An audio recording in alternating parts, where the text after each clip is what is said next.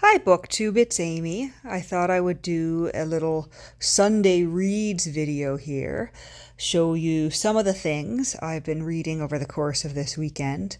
So earlier in the week, I had started Samuel Johnson's Lives of the English Poets in this beautiful Folio Society edition with these wonderful marbled boards. And I've not read any of Samuel Johnson's works before. I've, of course, read Boswell's Life of Johnson and many biographical works on Samuel Johnson. But this is my first time actually digging into his writing. And I have to say I'm quite enjoying the first Lives of the Poets on Milton here. And I've decided to read it aloud here on my channel. And so I filmed the third video in that little series today. And it will be up tomorrow morning at 8 a.m. Eastern Standard Time. But I am enjoying Samuel Johnson's writing style. Very accessible, very interesting. Sometimes Johnson seems to go off on a little bit of a, I guess I would say, he gets sidetracked. He gets sidetracked with his own thoughts. And sometimes his sentence structure is extremely complex, going on for several lines with many, many commas, which can make the reading aloud part difficult. But I am enjoying his description of Milton. I actually know very little about Milton. I, of course, have read Paradise Lost. I read that back in school, but that's about the extent of my understanding and experience with Milton. So I'm enjoying that, and I guess it's sort of a similar theme here, but I've started in, and this is another Folio Society edition, I've started in on Leslie Stephen's 3-volume set of books titled Hours in a Library. Leslie Stevens being the father of Virginia Woolf. And there's this 3-volume set of essays, 1991 Folio Society, where he's looking at different notable English authors. And so this weekend I've read the introduction, the one on Defoe's novels, Richardson's novels, and this morning at a coffee shop, I sat over my breakfast and I read Pope as a Moralist. And I quite like his writing. The introduction digs a little bit into, Leslie Stephen as a person, noting how he seems to have tucked himself away in his library doing all this reading, and he wrote these very well done essays, very interesting essays, but that he did seem to close himself off from his family, was waited on by servants, and so he had all this time to read, and perhaps he wasn't looking after the welfare of his family as he should have. It's noted that Virginia Woolf was sexually abused by her stepbrothers. And so obviously her father was not paying the sort of attention he should to his daughters, or rather half-brothers as half-brothers rather than stepbrothers. But Leslie Stephen had remarried, and so obviously not the safest and best home life for his family. And so, you read these essays noting that, very interesting and enjoyable thoughts on English authors, but perhaps not someone to admire as a person. But in terms of the content here, so the first one is on Defoe's novels, Defoe being the author of Robinson Crusoe, and his observations here are that, Defoe approached his novels the same way he approached his journalism. So he was telling a story just, bordering that fine line between a journalistic style and a novel, discussing, what Defoe did well, what he did not so well, what he felt was missing in Defoe's style, and that being, I guess, sort of the emotions, the emotional reaction to the things that his character experiences. But as he notes, you wouldn't necessarily see the emotional reactions in a journalistic style. And then Richardson's novels, Samuel Richardson being the author of Clarissa, which I believe I've read at some point or another. And he discusses the so-called sentimental novel and a few of Richardson's other novels in that writing style, and sort of points out that, and this was quite a funny line, saying that if a contemporary or modern reader of his time would want to read Richardson's novels, Clarissa in particularly, they would be best suited to, and I think I've got it here, Richardson's novels now. A person eager to enjoy Richardson's novels now would do well to take them as his only recreation for a long holiday in a remote place and pray for steady rain. So, yeah. And I think I'd have to agree with that. They're very long novels. They're epistolary novels, so it's all letters. And they take you a while to read, and they're not necessarily the most interesting and fast-paced of works. And then there's Pope as a moralist. Alexander Pope, I have a copy of his translation of Homer. And Pope, he points out, was seen as somewhat boring in his day when he was writing.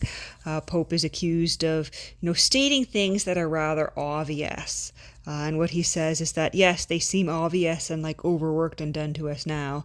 But in Pope's day, they were actually quite impactful. Not necessarily novel, because Pope was drawing from the thinkers of his times without, as he suggests, completely understanding, the logic or the thought or the reason behind them. But Pope was pulling these ideas forward, and they were not considered overworked or done in his day. And he says that Pope has, bits of gold mixed in with the chaff. So there's good and bad in Pope. But he does think Pope is worth reading. The next one in here will be on Walter Scott. I've read some of Sir Walter Scott's novels. Not someone I am particularly eager to go back to, but maybe Leslie Stephen will change my mind on that. But I'm enjoying that. It's very accessible essays, very enjoyable. I'm going to spend hours in that. And then I've got a copy of The Vicar of Wakefield that I purchased, particularly because it's illustrated by Arthur Rackham. And this is the second copy of this book I own. I have another edition illustrated by Hugh Thompson. But despite having that book on my shelf for a couple of years, I have never read this one in full. And so this is a nice illustrated edition, nice book plate there, nice end papers, and I opened it up yesterday and started reading it and realized that I knew very little about Oliver Goldsmith's writing style, and did not realize how humorous Goldsmith was going to be. It's this, I guess I would say, subtle, pleasant story about a vicar, a minister, whose family has some degree of wealth, and then suddenly they don't, and they have to downsize and move to a smaller house, move to a more rural community where they can afford to live, and I'm just a few chapters in, But so far, about 50 pages in, it's all about the little incidents that occur as his wife and daughter and sons adjust to having less money and being, I guess, in a lower station in society. There's one scene that I found quite humorous where, it's the very first Sunday in their new parish, and he asks his wife and daughters and the family to all be ready by a certain time. And they come downstairs with their hair and faces all done up, wearing, the finery and the dresses with all the frills and the ruffles and the long trains that they would have worn in their previous parish. And he says, well, we better call for a carriage. And they're like, oh, we don't need a carriage. We can walk. And he says, yeah, no, we're going to need a carriage, because if you wear that, all the little children are going to come out of their houses and point at you and, laugh and call attention because, and he says it in a more polite way, he basically tells them they're going to be considered ridiculous if they wear all that finery in this community where no one else is wearing such things. And he also points out that that's no way to make friends. They're not going to be, respected.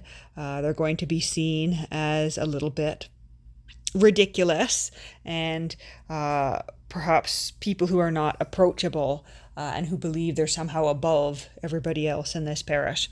And so they go up and change, and they decide the next day that they're going to cut up the trains of their dresses and I guess make them plainer and less ostentatious. And those hems are going to be used to make church clothing for the brothers in the family.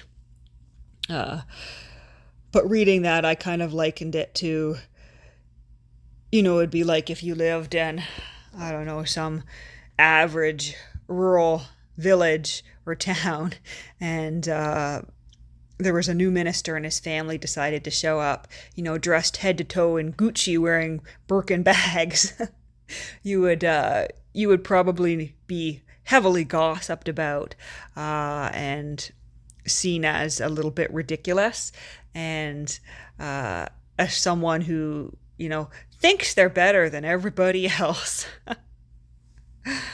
And the vicar, the father in the family, even kind of comments that, this finery they're wearing had sort of started to begin to go out of style in the previous community they had lived in. So even where they were before, all these ruffles and these trains were ostentatious and showy, and that the styles had started to change. But we have some interesting incidents. The one daughter, Sophie, had accidentally fallen into a rushing river on their way to their new home and was rescued by a man who was once a gentleman and has now lost his fortune and fallen under hard circumstances.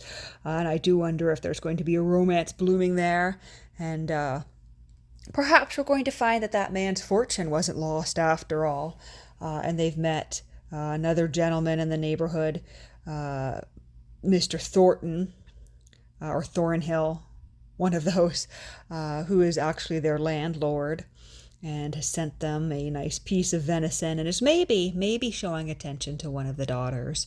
And I do wonder if there's going to be some romantic attachment there. But I do feel bad for the one son, because at the start of the novel, he was all ready to marry a young lady of a good family and fortune. But the father felt the need to announce that the fortune had been lost before that wedding could take place, even though he didn't seem to be entirely sure of it. He was just told that his money was likely gone because a merchant in town had gone bankrupt and run off. But the father announced this before the wedding could take place, and the young lady's family immediately called off the engagement because they didn't want their daughter, despite her fortune, marrying someone who was not wealthy as well and not of the same social station. And so I do feel bad for that son, although it isn't really mentioned again. It's just mentioned, the wedding was called off and he should be sent into town to earn some money through a career of some sort that will help to support the family.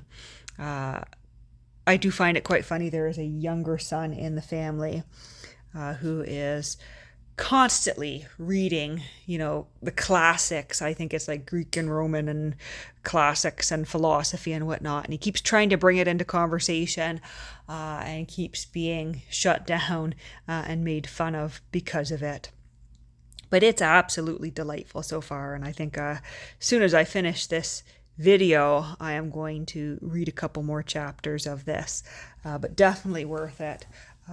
It makes me feel silly for leaving Oliver Goldsmith sitting on my shelf for so long without actually reading it. And I do quite like this format of the Author Rackham illustrated edition.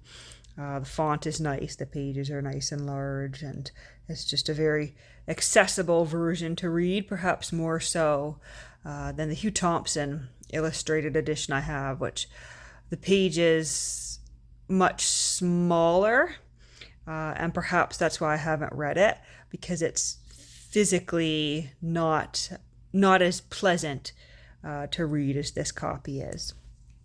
So that's my reading. I did work my way about halfway through a reread of Persuasion by Jane Austen this week. I forgot how good that one was, although I guess maybe I didn't forget because it is my favorite Jane Austen. But I will say it hits a little different reading it at 29 years of age and relating to the characters of Anne and Elizabeth, who are 27 and 29 respectively when the novel opens there. And I was enjoying that, so I went back and I watched an adaptation of Persuasion. And the one I was able to find was one from 2008, which it's good. I think I've seen it before, but the camera work is enough to make a person dizzy because the camera work is just not well done in that 2008 version. And they make some interesting choices, like Anne's character looking directly at the camera in certain moments. And there was one I had seen probably from the 90s. I think there's one from the 90s that I enjoyed a lot more, but I can't remember who was in it or which year it was from. They used to show it on the PBS channel out of Buffalo when I was growing up.